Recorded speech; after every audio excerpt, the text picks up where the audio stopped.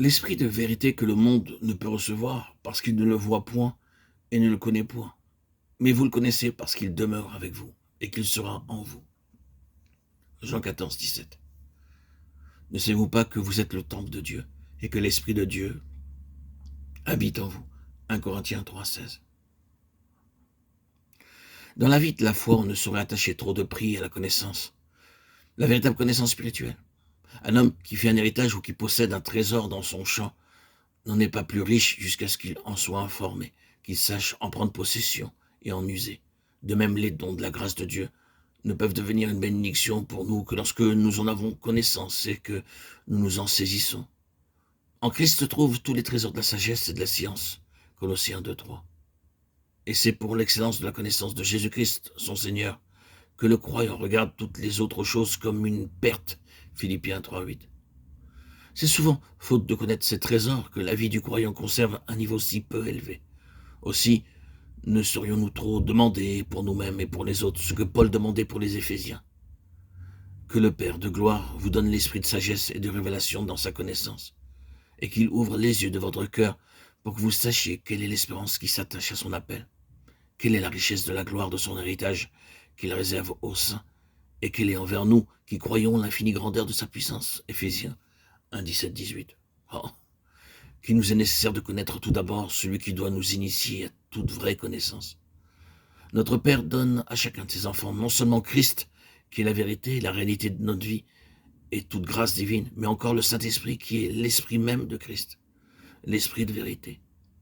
Nous avons reçu l'Esprit qui vient de Dieu, afin que nous connaissions les choses qui nous ont été données de Dieu. 1 Corinthiens 2, 12.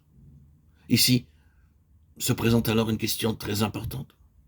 Comment pouvons-nous reconnaître l'Esprit, savoir que c'est bien lui qui nous parle? Pour que nous puissions recevoir avec confiance les choses de Dieu, il faut d'abord que nous connaissions celui qui doit nous les enseigner. Et notre Seigneur répond à cette question en nous assurant que nous connaîtrons l'Esprit. Quand un ambassadeur arrive de la part d'un roi, quand un témoin rend son témoignage, si l'un ni l'autre ne tire de lui-même ce qu'il doit dire, et pourtant ils n'ont qu'à se faire connaître pour que l'attention se porte sur eux, avec la confiance qu'inspire leur caractère officiel, il en est de même pour le Saint-Esprit. Lorsqu'il vient rendre témoignage de la présence de Christ et le glorifier en nous, il faut que nous ayons l'assurance que son message vient de Dieu, qui n'est pas le fruit de ce que notre raison humaine a pu recueillir de l'étude de la parole de Dieu. Connaître le sceau du roi est ici notre sauvegarde contre toute contrefaçon.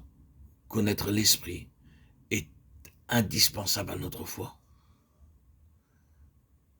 Et comment discerner, connaître l'Esprit? Jésus nous dit, vous le connaissez parce qu'il demeure avec vous et qu'il sera en vous. Il faut donc que l'Esprit demeure en nous pour que nous puissions discerner sa présence. C'est lui-même qui se fera connaître à nous. Aussitôt qu'avec obéissance et foi, nous le laisserons entrer, prendre possession de nous et nous parler de Jésus. Il déploiera ses lettres de créance. Il nous donnera lui-même la preuve qu'il est l'Esprit de Dieu.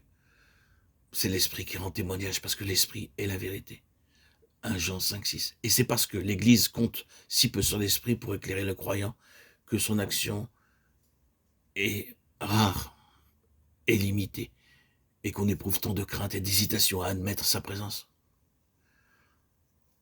Lorsqu'on viendra à compter sur lui et à lui laisser ainsi la liberté d'agir avec puissance, il saura prouver qu'il est là et faire discerner sa présence. Vous le connaissez parce qu'il sera en vous.